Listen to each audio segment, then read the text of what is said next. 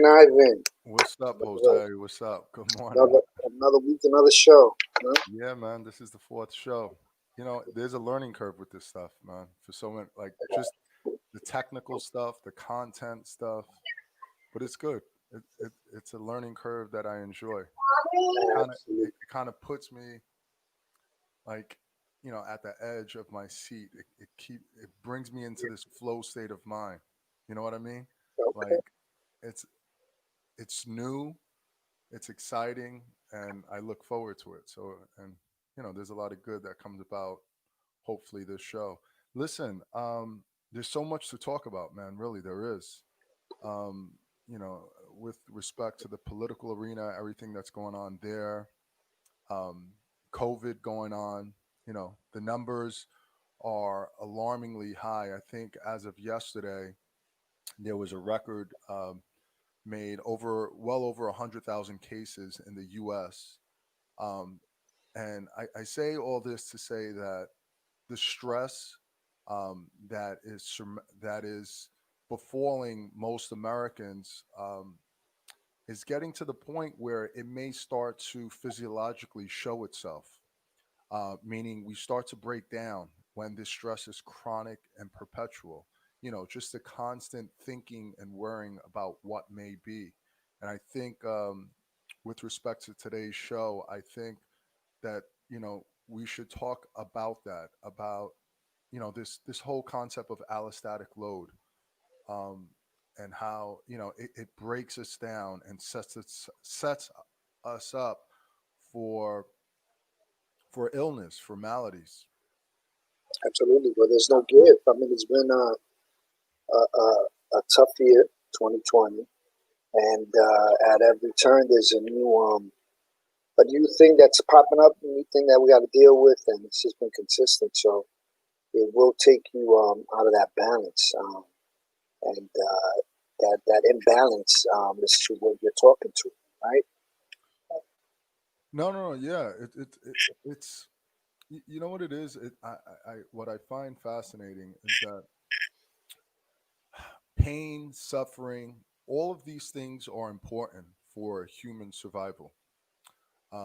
Because when you think from an evolutionary perspective, pain and suffering is what allows us to avoid things that may potentially lead us to destruction, to death.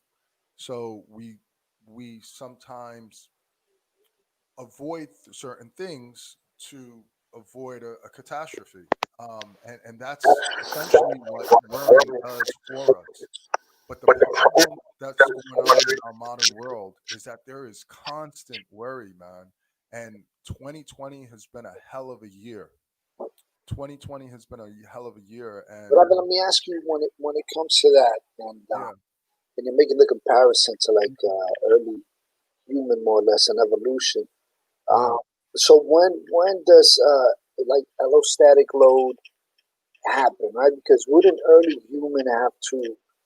Wouldn't they be dealing with a lot more stresses? I mean, you got things coming after you. So wouldn't we already be pre-wired for all these things? When does it go off? I know. So that's the thing. That's a good point. It's like, so essentially what I'm saying is that when you have fear, when you have worry, it's a protective survival mechanism, right? To avoid something that may lead to some unfavorable event. And arguably, modern humans, the way we've developed, we may not have the capacity, or we continually show that we don't have the greatest capacity to manage the modern stresses that we have and maintain ourselves in a healthy state.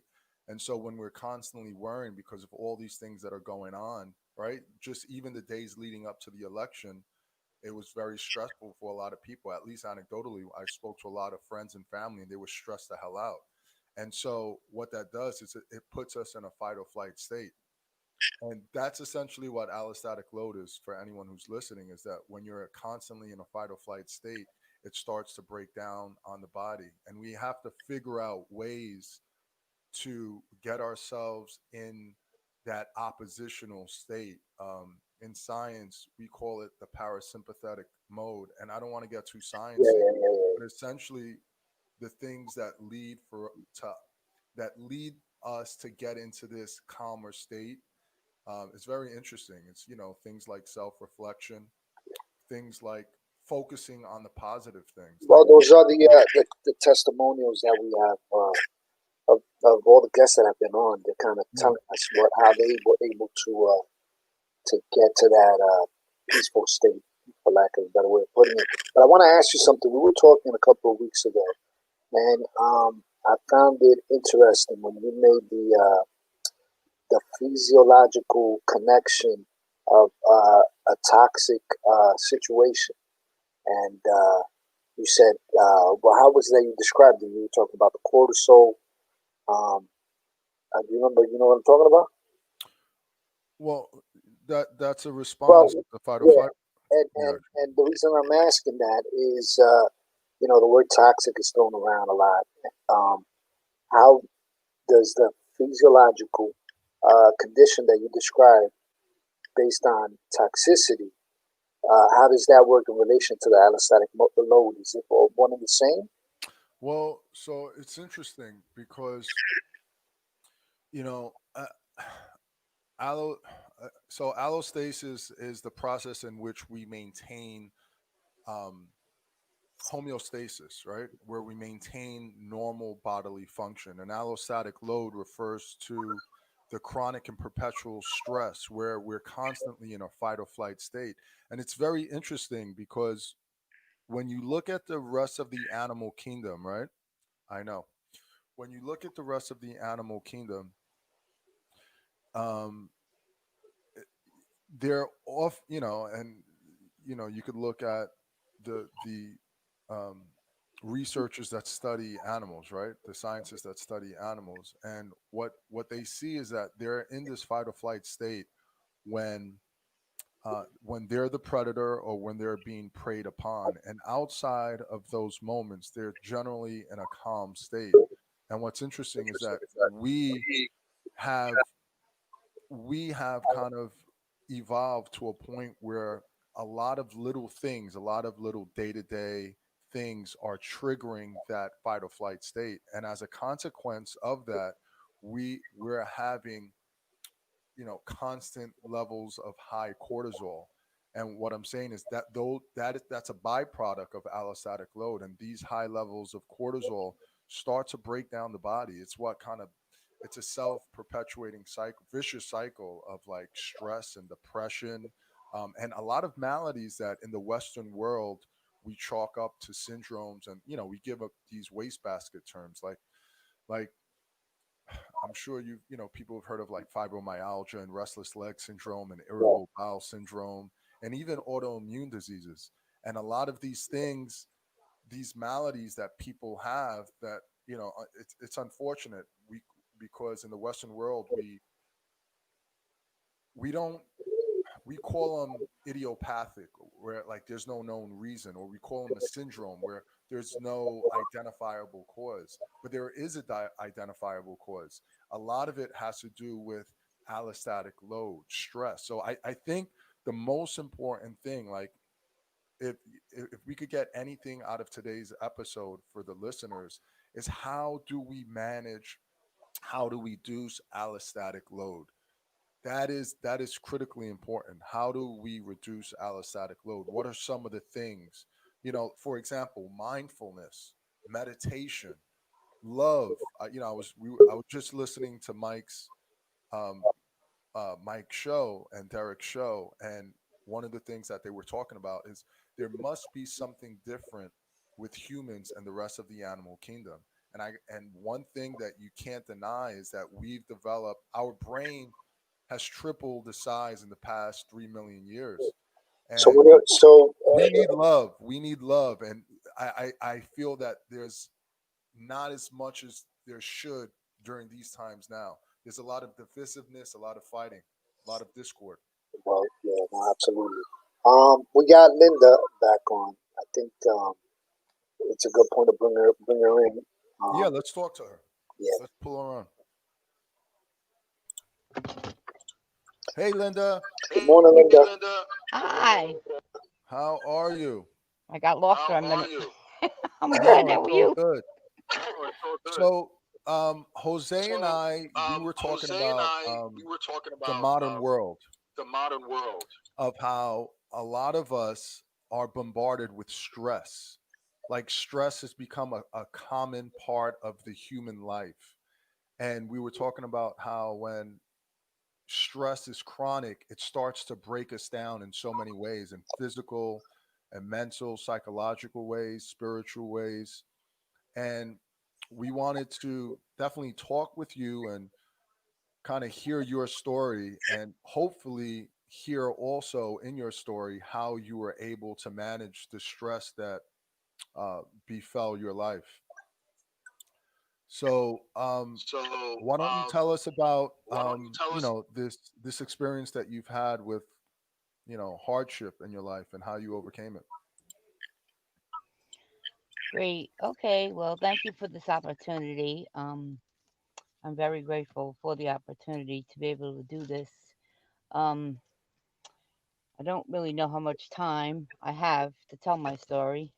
No, you I got can be time. very long. You got time. What's that? You got time. You good. I can be very. Trust me, I can be very long-winded. I hear an echo. FYI, Jose. Yeah, that's technical difficulty. Okay. Can you hear me? I hear you.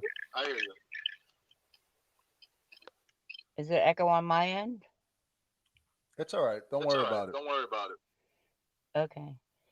So, what I did was I tried to write like a small synopsis of my story. This is really a very big deal for me because a little bit about me is that I came from a very dysfunctional background, and my dysfunctional background consisted of physical, sexual abuse, mental, and emotional abuse. And so I've been on a journey of self for some time. And one of the reasons why I was very excited to do this is to be able to share my experience, strength, and hope. And, the pandemic for me has been an absolutely wonderful time. And people may look at me and think I'm crazy, but and you'll know why by the time I've given you like a short story of my background. So I was in a marriage for 20 years, and that was aside from some of the abuse that I came from, and he passed away. And if I'm going to try really hard not to get emotional because and it's not because of sadness, it's because of gratitude that I what I've come through in my journey. And so, as I said, that I've been on a journey of self for quite some time. And after my first husband passed away, I guess I kind of thought everything was okay, and I went on to marry a second time. And in my second marriage, I had a tremendous amount of infidelity. There was there was a tremendous amount of disloyalty, and anyway, I won't go into the details of that. So fast forward, sometime after that, I went into a 12-step program, and also I went into counseling. And one of the first things that I learned in counseling was about awareness, acceptance, and actions. And that helped me a great deal because of the fact I was so screwed up mentally, emotionally, spiritually, and physically. And I never knew that all four of those components are all a part of each other. And so I always projected this image, and I still do today, of this person that is totally. I've often heard it said from many people that like I have it all together, when in fact that I was falling apart in so many ways, having come from the dysfunctionality and the stuff that I suffered. And so I always had a mentality of being a victim. And how this all plays out for me in my psyche is that, I had to first like work on the mental and the emotional part of me to be able to get to the physical and the spiritual part of me. And some of the things that I did and still continue to do to this day is that, I had to first separate myself from very toxic people in my life. I lost a lot. I lost my home. I lost my job. I literally lost everything. I lost land that we had purchased, and excuse me. It's okay, Linda. And but in reality, I gained so much. I gained a lot of weight. That was another thing. I was a 3 pack a day smoker, and I learned through all the tools that I got in my journey of how to transform. But the journey has been a slow one for me, and particularly the physical part of me, because I was so affected emotionally and mentally that I did never knew anything about self-care. I didn't grow up in a home where I knew how to eat properly, and I don't, believe me, I don't blame any of those people anymore. Parents, they're long gone. I've done a lot of work in counseling and 12-step programs to get to a point of and I'm at peace. And so in after my second marriage, and when one day I finally got the courage to step out of it, I stayed by myself for a long time, and I thought that once again that I was on the road to being a healthier person. And that was when I had gained like a lot of weight because I was stuffing so much feelings, and I couldn't, like, the pain was so bad. So I stayed by myself for a long time, and then I took the leap of faith and went into another relationship. In right before the pandemic hit, I finally once again got the courage to end a relationship that was becoming very toxic for me. Was that your second marriage, And Linda? in this happening, a lot of things had happened to me with my physical body, like the weight.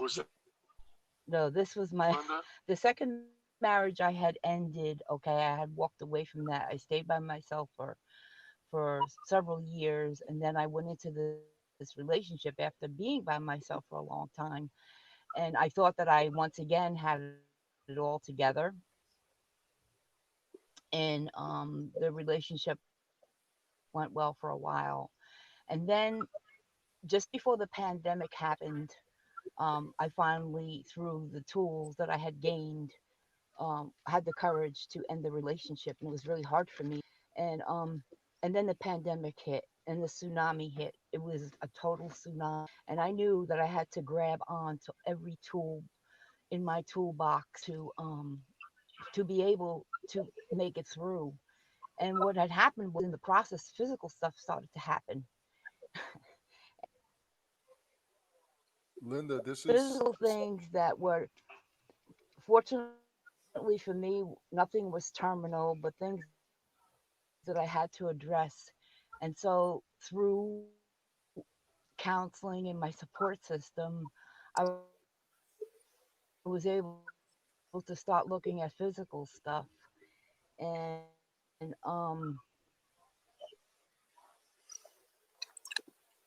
connected, that my physical body, mental, emotional, and spiritual were all connected. And so, through the pandemic, I've learned, a lot of things in terms of meditate, which is so important for my my whole psyche, or outside of myself, that's so important to me in my journey. I've learned that perception is at the top of my list. My perception about everything and anything is everything. I've learned the importance of laughter. I used to walk all the time, all the time. People would never believe that about me. And I You know, was this very withdrawn person. And I'm still in a transformation process, and I continue. And being authentic, which is like really important to me, being honest with myself. And so one of the big reasons why I'm very grateful to Dr. Ivy, I had to go to him for an injury that happened to me, physical body, is that this gives me the opportunity to share some of my tests that have become testimonies, my mess that have become messages, but it also allows me as a person, and that is like really. And some of the things that I've learned, I have some, I don't know whether you would call them mantras or acronyms, but I know that what we resist persists, and move I a like that. muscle, change a thought. And I've I also like that. learned that the word love, let others voluntarily evolve. I can't change anyone but me. That's the only hope. And hope is like, I have this on my computer screen.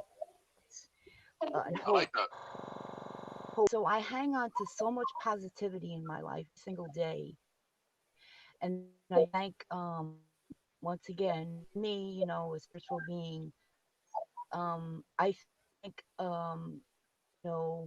my God, every obstacle that I have to, they've changed me. And they're often not problems. I see them as challenges. They're an opportunity to grow as a person, and also to see, not only me, and love, is so important for me. I have also, through this process, I've been able to, by being that model for him, is being able to be that power of example. And so the physical body, you know, that's another reason why I wanted to share this. Is I, I can't speak for anybody else, but for me, it's not only about diet, exercise. It's also all the components that are made up of that. There are many people that suffer.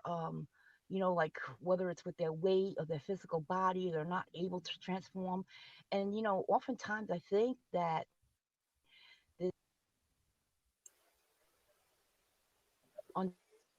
underneath all that stuff, and working through that east, to be able to transform as a person, and my perception to be completely different. I'm like, I'm overwhelmed with gratitude. Gratitude is my office. I have a plaque that says gratitude is my attitude. That because when I gratitude, I know there's always something that I can be grateful for every single day, even if it's something small as that I have a roof over, or that I have a meal on my table. So like with my nutrition program, which I'm working on a day at a time. And now I'm really trying to work on my physical body to be able to transform, and still continue the process, Linda, do you hear me? a much more I don't know, I guess a better, I don't know, better person. I think I'm a good person, but to be more giving and open, have an open heart, right? That I've come through in my life. It's so important to keep my heart Um,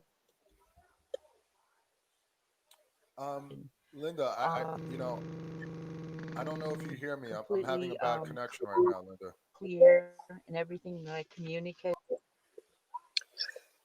It's, we got to figure out how to get. Can you hear me, Ivan? Yeah, I hear you. Linda, I hope she stands by. Um, a lot of the things that she's saying, I read a book some time ago. It's called Buddha's Brain, and essentially, it talks about like neurochemistry and the way we think, and certainly bad things. And we spoke earlier about suffering and all these hardships that the human experience sometimes endures. But when we force ourselves to appreciate the good in our lives, we could change our brains. There's this principle. It's called Hebb's law, and essentially what it means is that uh, nerves that fire together, nerves that fire together, wire together, and so we could change the structure of our brain by the way we think. And that's why expressing gratitude and really harping on the things that are positive on our lives are so important. I think that's something that Linda was doing, that she's been doing throughout her journey. Um, you know, just this mindfulness that she has that, yeah, she's going through tough times, but she has what the sense that I get is that she has this locus of control that is within her. She has the ability to identify, yes, in fact, she's going through hardships, but she knows that she has the strength and the composure to get through it. And, both the composure and the mindfulness, it's what's allowing her to keep her foot on the pedal and keep on going through this journey of life. And so many things came to mind when I was listening to her. Do we still have her there? No, we lost the connection. But do you think she said she described how many times she tried to go on the journey and new obstacles would be presented. She feels she's in a better space. You think that the mindfulness is part of the equation at this point? Is just understanding the or being aware of of the transformation. What would you say to that? I think it's multifold. I think, when you engage in self-reflection, when you engage in mindfulness, you develop the So is that like an I guess the exercise, something that you got to be doing? yeah, you get You got to force you yourself to do that. it's like a software update. And so when you're constantly self-appraising yourself and self-reflecting, and appreciating what you have, essentially what you're doing is you're updating the software in your brain, and allow yourself to navigate through whatever hardship. But it's interesting, and we were talking about this before we pulled Linda on. It's very easily we could perseverate about the suffering part, right? Like it's a two-part component when it comes to hardship in life. The thing that actually happens to you. So say you're walking in your living room and you stub your toe. Yeah, Think of that as the first dart. You following me, Jose? yeah. Okay. So you're walking in your living room and you stub your toe. That's the first dart, right? Let's call that the first response to suffering. The second dart is what we have control over. And a lot of times we put a lot of attention into that. And the analog to the second dart in that example of hitting the sofa with our toe is, who the fuck move the sofa so that I hit my foot on the sofa, right? We start thinking about who did that, why they did that, and that sometimes magnifies the first part of the suffering. I got you. And so that is why self reflection and mindfulness is so important, so that we don't magnify the So actual then, difficulties. play that scenario out. So then, what is the way of going through that?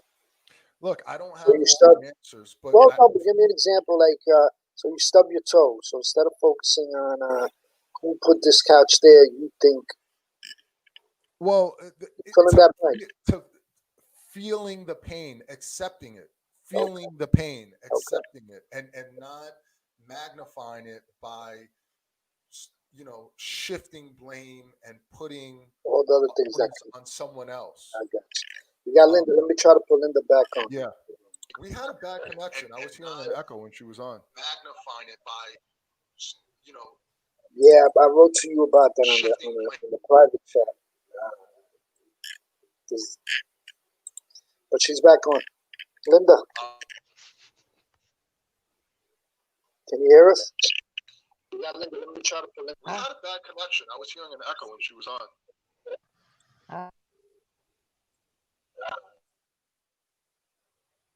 Now we're still having technical difficulties.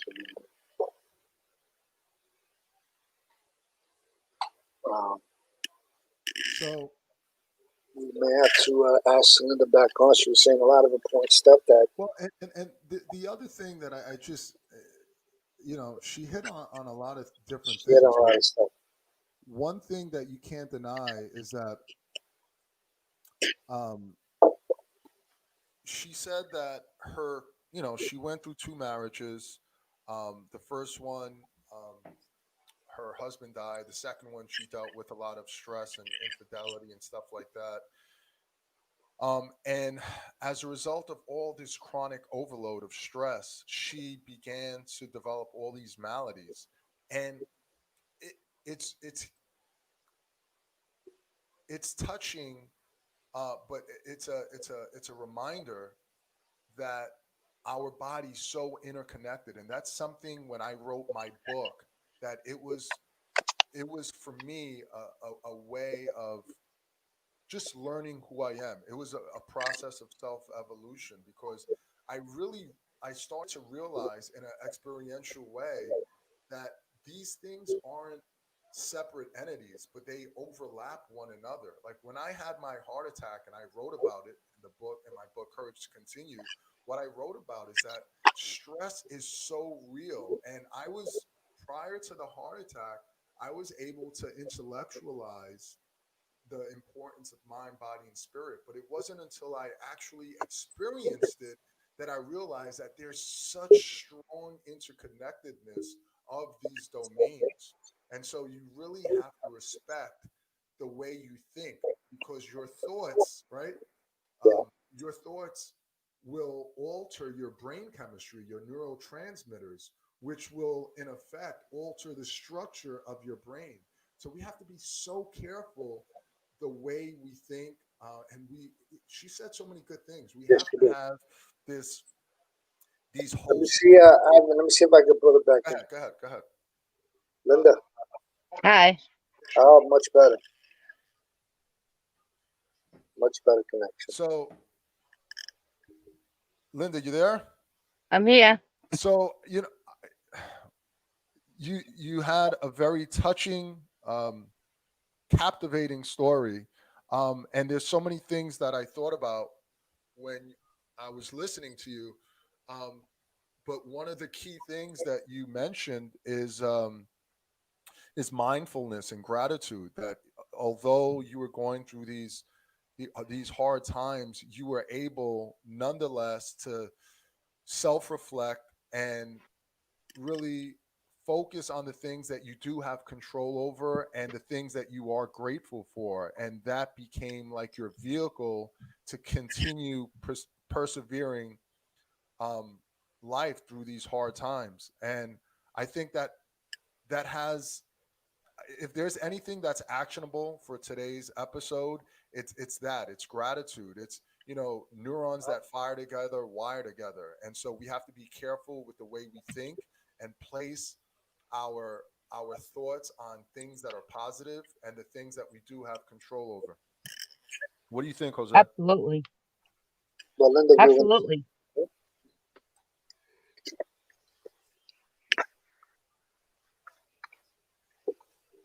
Another thing I like that Linda said was what we resist persists. I mean, I love. if you don't if you don't begin to address these things, they're just not going to go away on their own. You need a starting point, and I think that's important. What Linda, what would you say was, if anything, was if there is, if I'm saying it correctly, or for argument's sake, your starting point, like what finally would you say clicked there that or created the steps towards the transformation? I think that I was on a transformation for a long time, as I said, like after my first marriage, okay? Uh-huh. And after I went through that second marriage, there was like a meltdown that I had. And But at that point, I still did not see how they were all interconnected. I did not see, the physical, the emotional, the mental, and the spiritual. I didn't see all of that because I was so screwed up, in so many ways, having coming from the dysfunction that I came from. And I'm not blaming it on that. I'm just saying exactly what it was and is, okay? And I accept that. And that's a part of who I am and who I became, which has made me, I'm grateful that I came from that background because it's helped me to transform and continues to help me to transform as a person. And if I can be of help to someone else, that through my experience, strength, and hope, not through me changing them, but by sharing my own experience, strength, and hope, that what I've come through, these tsunamis, as I call them, because they all seem to come like a tsunami all at once. And Linda, that's what it feels Linda, like. you have a But way with words. I got to tell you that. I love some of the phrases. They're like strong, powerful sound bites. I got to say, experience, strength, and hope. What we resist persists. Um, you know how we have the conversation oftentimes about poking the bear, where we yes. have to move towards discomfort in order for our body, our nervous system to Mhm. habituate to something that's painful. I think we could extrapolate that into our mind and our spirit, because that's essentially what you said. What we resist will persist, and so we can't avoid the things that cause us harm or cause us suffering. We have to move towards it and accept it for what they are, and while accepting those things, identify the things that we're grateful for. And it's just, it's really, I find it fascinating, the parallels between the way we manage physical pain and the way we manage emotional pain, by Absolutely. moving towards the thing that gives us that the most discomfort. Because otherwise, if we avoid it, this pain will not only persist, but it will grow exponentially with time. Right, and also the word hope, having only positive expectations. I have it as a screensaver on my computer, and just what you mentioned about the physical. For years, I didn't mention this, is like when I was in my first marriage, I used to suffer from chronic headaches all the time. Massive headaches. Like I walked around with a headache. I don't know how I functioned, but I did. Because as I said, I always presented this image of the world that I was always so put together, when in fact I was not. And my son would tell you that today is like, "You're a strong person." "Yeah, I am." "Okay, but today the difference is that I rely on safe, which is really important for me, safe support systems that I know are going to be supportive of me and accept me for who I am as a person." But the headaches, once I got to the emotional and the physical, all of my headaches disappeared.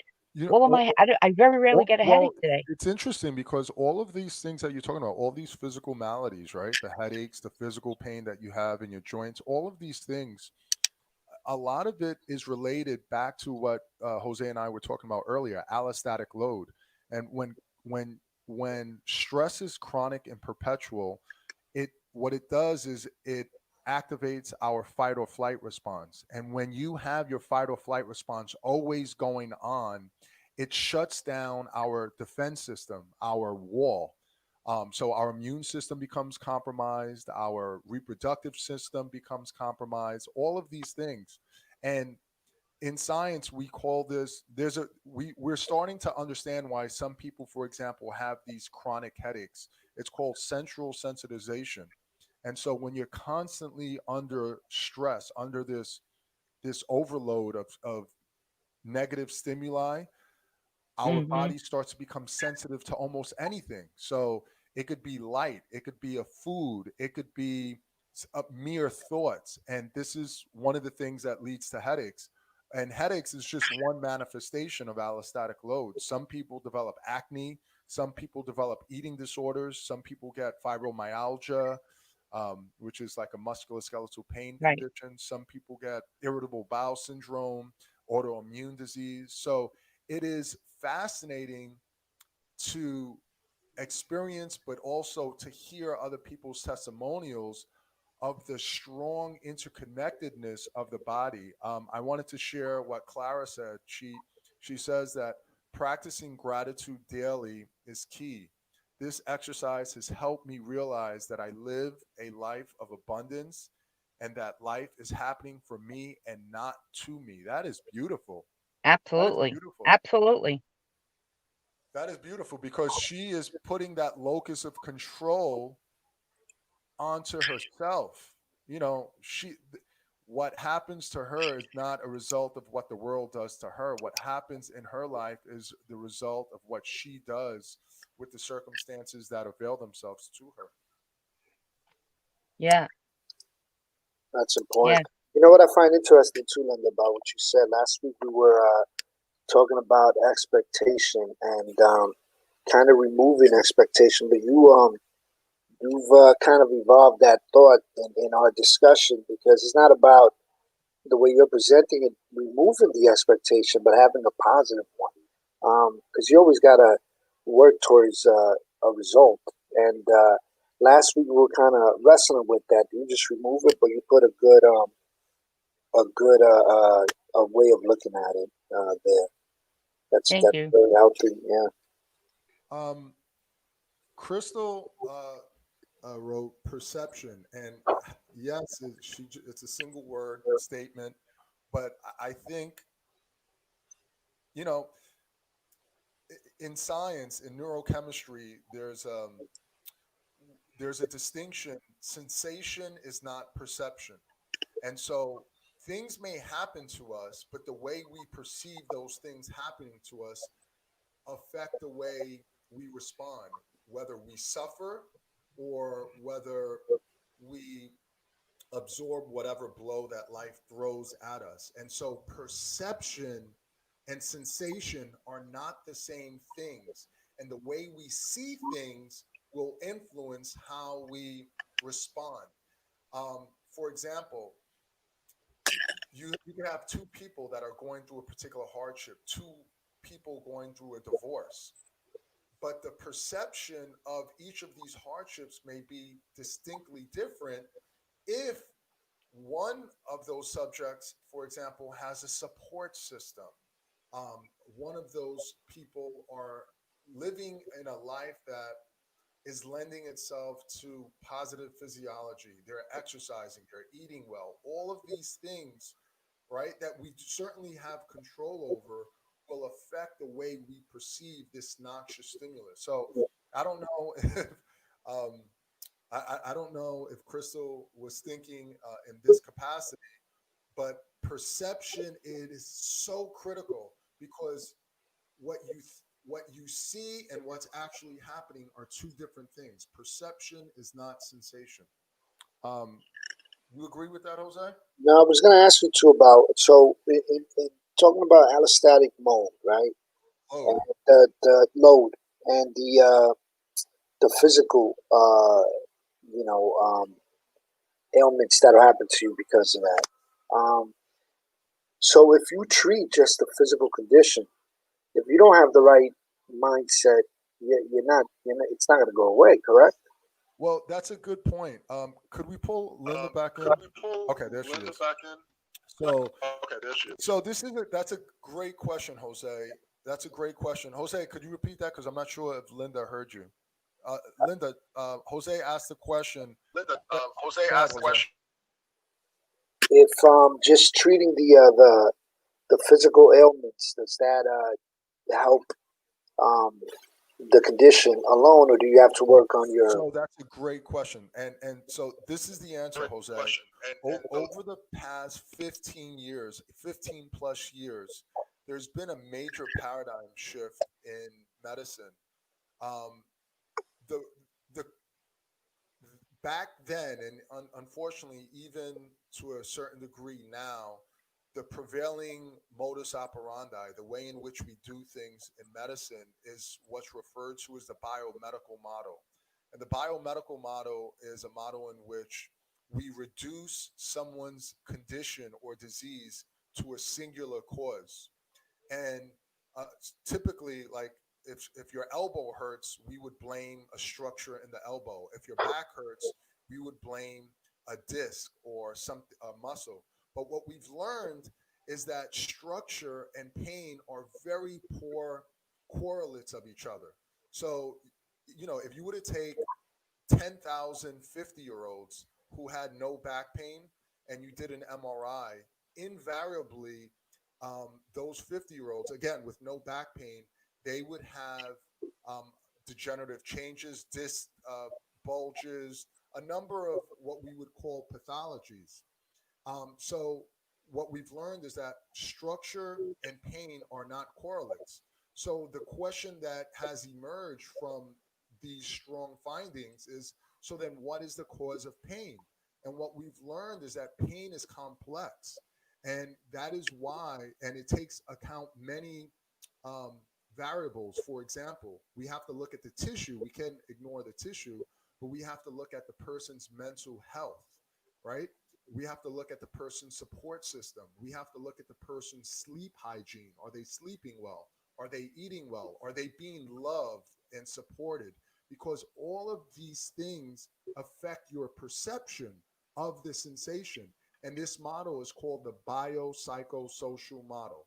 Once again, it's called the biopsychosocial model. So when I'm working with patients, it's important for me not only to just treat the tissue, but to get to know them and to address some of these other layers that contribute to pain. So invariably, I talk to all my patients about, how did you sleep last night? Did you eat? Are you going for your daily exercise? I want everyone to go for a walk, because I know that when you're going for a walk, you're going to secrete hormones that are going to make you feel good. And all those things color the pain experience. So once again, I think in summation, Jose, you Mhm. cannot just treat the tissue, because that's called the biomedical model. You have to treat the whole being, the biopsychosocial entity of the person. So you're I would say that you're seeing a difference in the result, right, of your patients. Well, But you know what it is that in the Western world, we use this silly term. We call it holistic or integrative. yeah, And to me, it makes it seem as if treating the whole is hokey pokey. It's like yeah, almost super yeah, science and voodoo. yeah. It's not. Our body is interconnected. And if you don't treat the interconnectedness of all of these dimensions, you're missing out on the aspects that are creating that condition. I got you. So you can't just treat the condition in isolation in a vacuum. You have to treat everything. And this is why this model is emerging to become the modus operandi. It's no longer a minority of practitioners that I are got you. recognized practicing it. It's slowly becoming the majority. And that's why in my office, for example, I try to laugh, keep it upbeat, But engage in but conversation. but All these things are so important. but getting back to the question, can you compare it then? Can you compare, uh, uh, going at the pain or the ailment in one way versus the other? I mean, do you see a different results or Jose, I hear what you're saying. yeah, You ready for this? I'm going to say something, and shoot, it's a little provocative. Linda, you there? that is there. She's there. Okay. It's a little provocative. I'm going to tell you this. Study More and more studies are showing that orthopedic surgeries do no better than conservative management. And what that means is, like, your knee hurts, you get a you get an MRI, they say you have a meniscal tear, they do a partial meniscectomy, or some procedure, orthopedic procedure, and what they're realizing is that those surgeries do no better than conservative management 3 years, 5 years, and 10 years out. So what that's saying is that we can't just treat the tissue. Pain, irrespective of structure, is the result of a lot of things. And when people are stressed out, these maladies start to emerge, including neck pain, back pain, foot pain. So again, it's hard to package this in a very sellable way, but yes, what the research is showing and the application of this research is lending itself to better positive outcomes, Jose. So yeah, Oh, people are getting better. and you're seeing it in your office. You're seeing it 10 Absolutely, years ago. absolutely, absolutely. But the thing is, I can't say names because of HIPAA Yeah, yeah, regulation. yeah, But yeah, you remember the person that you referred to me? yeah, You yeah, referred a couple of people over the past couple of yeah, months, and when you delve into their story, yeah, you quickly realize that, everything that I'm saying is especially true when pain has persisted more than 3 months. So when pain persists more than 3 months, we we classify that as chronic or persistent. And invariably, when it's persistent or chronic, again, over 3 months, yeah, oftentimes there are other layers beyond just the state of the tissue. There are other layers. And once you start delving in and peeling back the layers, you start to realize that that patient has a lot of stress, yeah. is undergoing some major hardship, doesn't have the support system. And all these things tie back to what we originally spoke about, allostatic load. You know, Linda brought up another point, which is kind of like an evolution on something that we discussed in the past, which is a support system. But the way that she described it is a safe support system, and I think that's uh, part of what a toxic relationship is. Because if you're in a relationship of any type, you can consider it a support system. But if you don't have that safe support system, like she described, it makes a huge difference. I'm gonna try If to you pull it back in. if you find yourself, it's very interesting, and I like to objectify things, but if you find yourself always on guard in what's supposed to be your sanctuary, you're not in a healthy environment, right? Like, you could argue that the moment we walk out our door, there's all this shit happens, right? We no longer have control over the variables once we leave our door, right? And that's when right? People are beeping at you. Um, you have deadlines at work. You have all these things going on, and you would think that yes, you don't have control over the external environment, but the moment that you go home, that should be your sanctuary where you could kind of go back into this parasympathetic state, a state where you start healing and repairing again. But if your home is toxic, if you're constantly on guard, that means is that that stress response that is apparent once when you're outside of your house is persisting when you're inside your house. This is why it's so important to get into healthy relationships and to continually self-appraise and be self-aware, because if you're not self-aware that you're in a toxic relationship, essentially what that means is that you're constantly in this fight or flight response, and this is creating a nearly insurmountable allostatic load. Um, I'm not pulling the back in here. Yeah. I'm not pulling the back in here. Yeah. She's got a delay. Hold on. Mike said gratitude She's got a delay. is huge. I agree. Yep. Yep. That's how Buddha was able to change his mind, his neurochemistry, Mike. He was, I don't know if you're there, but you have Gratitude is to my best harp on the attitude. things that are positive and not negative Yup. to change your That's how neurochemistry. Buddha was able to change his mind. His neurochemistry, Mike. He would, I don't know if you're there, but you have to harp on the things that are positive and not negative to change your neurochemistry.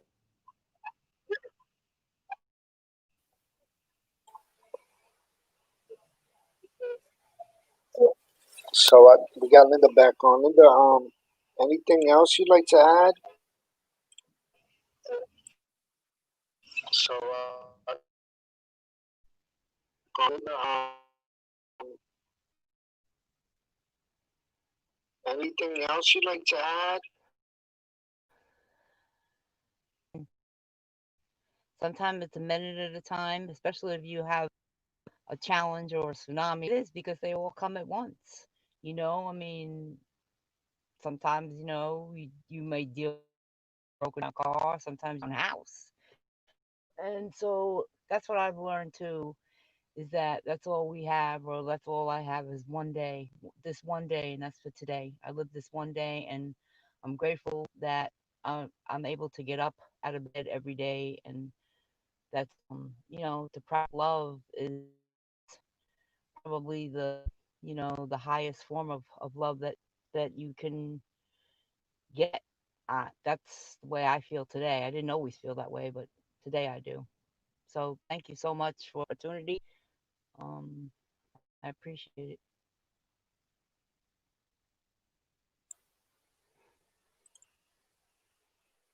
No, thank you, Linda, for being on.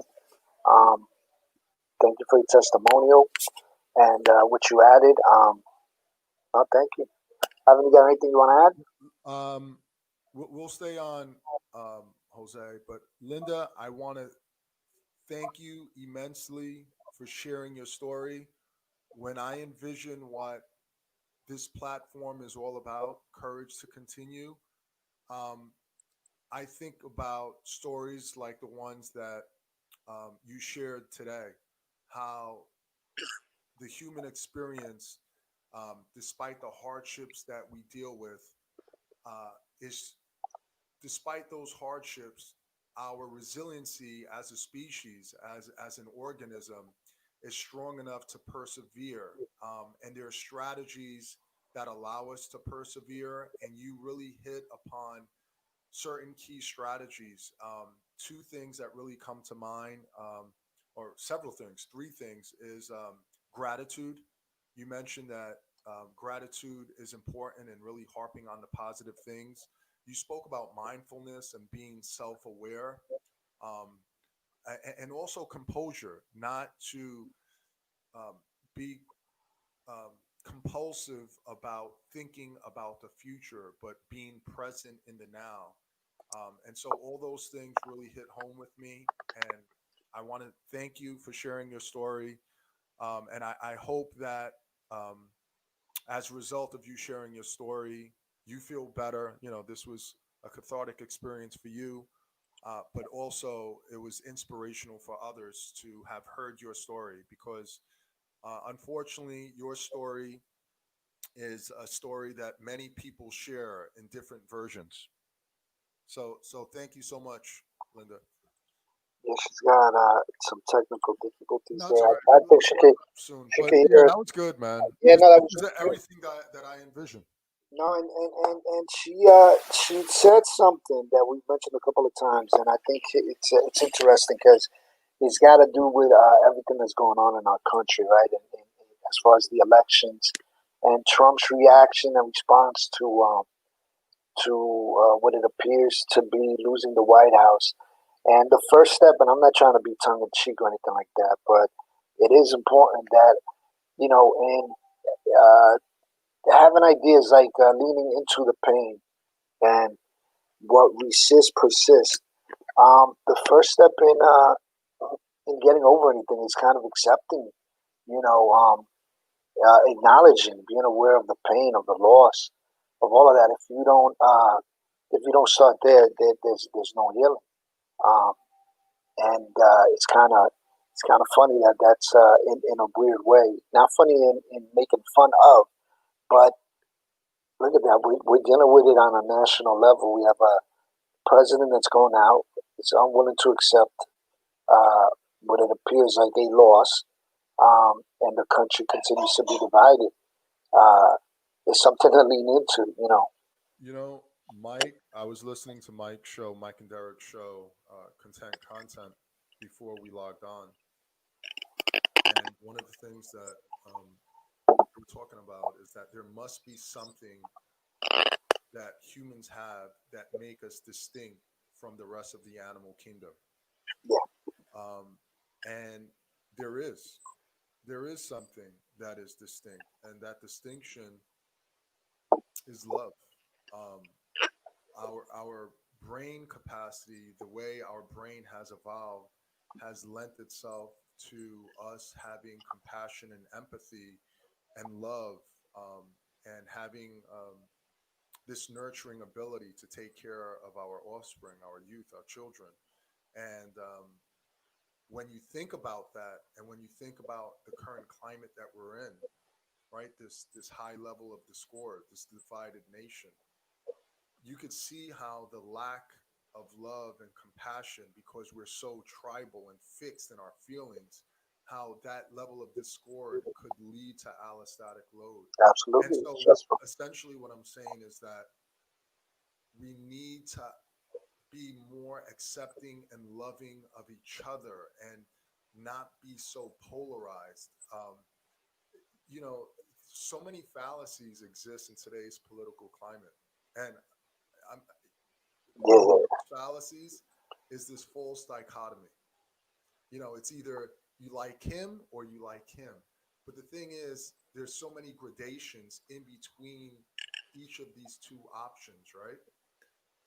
And I think when you fixate yourself, or you pigeonhole yourself into just this one political affiliation, because of this tribal mentality, it's very easy to become almost like xenophobic, where you become afraid, fearful, even aggressive of people that don't fall into your line of thinking. We see it in sports all the time, right? What happens when, I've been in Yankee Stadium and a person comes in with, Boston gear on, have a Boston shirt, a Boston hat on, and almost invariably, the Yankee fans start booing, they start throwing things at them. Yes, it's just sports. It may be fun, but it's that same tribal mentality that translates over into the political arena. And Well, it's a the fight. thing These, that we they're, have to they're, say is that we have to be more self-aware to realize that there are many gradations in between two polarized extremes. well, And the mentality understanding that that should let us love each other a little more. We're more similar than we are different. the mentality that you're describing is one of an enemy. I mean, if you're looking at a Boston fan, he's your competitor. He's on the other side. It's neat, and it's not. What we see now is that that's not the attitude to approach politics. Not healthy. It's we're not dealing with enemies. We're dealing with people. We're dealing with our neighbors. They're not the other side. They just have different ideas, and it is stressful because as you're saying that, what I think about is and putting people in boxes. And if you think about it, like as a kid and you're cleaning up, and one box is for the balls, the other one is for this kind of toy. You have something that doesn't fit a box. It's kind of stressful, and we want to compartmentalize human beings in that way, and it's stressful. It limits. It's not good. But we're kind of getting onto a Yeah, different no, I topic know, but altogether. But it does have to do with stress. well, As, as we're going off on a tangent slightly, Yeah, yeah. but I'm going to try to reel it together. Let me just read what Clara wrote. The acknowledgement, acceptance, and working through emotional pain helps us grow mentally, emotionally, and spiritually. Love wins. You know, the theme of today's show um, was allostatic load, was that when stress is chronic and perpetual, it wreaks havoc on the body. And when we think of the body, we have to think of it in an interconnected way. So there's a mind, body, and spirit. And when we're not controlling that, that's when all of these maladies start to surface. And one of the ways to reduce allostatic load, ready for this, Jose? Shoot, Ready for this? coffee. Is simply to love. We got to hug each other, man. I tell you that all the time when you We got to start love. We can't, like yesterday we were engaging in, this. We have a thread going on, guys. Jose, myself, and a few of our friends, and very quickly I got a sense once Biden was elected president, or was identified as having the votes to be president elect, you could see this level of divisiveness even within our chat room. And I think it's important to appreciate other people's feelings, but I think it's very important to appreciate other people's feelings. But this level of self awareness and self appraisal is so critically important, because if we become emotional, overly emotional, right? You've ever heard of emotional intelligence? Well, let me add When we something real tie quick. emotions to Don't all say our actions and thoughts, before that's we. when we become tribal. So let So me that's add. why we have to understand the root of these things. Okay, but in the example that you gave, if you're gonna say it in its entirety, the group, even though it's a stressful topic, it never goes out of bounds because we do come from a place of love and respect. So even though there's all types of views in that chat group with only 6 people, it's not a lot of people, and the views and opinions all over the place. It never goes out of bounds because we respect each other. To your point, we're in that group out of love. We come from a place of understanding. So that's that ingredient that you described, that element. Um, Without it, we would have been, all of us would have gone out of the group and everything. It's a glue, and you're right. Love is important. But Yeah, man. So yeah, do you want to summarize and you shed know some what light I on what that? I liked tremendously about, she had a few acronyms which were great. Um, Yeah, what resist, persist, really kind of rang yeah. uh, true to everything that's going on. You gotta address these problems. You gotta start someplace. What you have something you want to I add that you think took away? I think she hit upon what is it? Experience, strength, and hope, and how experience, strength, and hope was her the items that came to mind when she was enduring hardship, and it allowed her to persevere. Um, she has the experience to know that she's been through this and that she will get through this. Um, Absolutely. she has a strength, the inner resiliency to continue forward. And there's some level of projecting, knowing that if she's done this before, she could do it again. And that's what lends itself to her being hopeful. Yep. So those are the things that stood out, and definitely moving towards the things that give us pain. Um, Yeah. what we resist persists. So I like that. She had a lot of good stuff to say. Yeah, absolutely. So, Ivan, on that note, we'll end this episode, and Yeah, man. till next week. All right, man. Sounds good, bro. Thank All you. right. I'll talk to you later.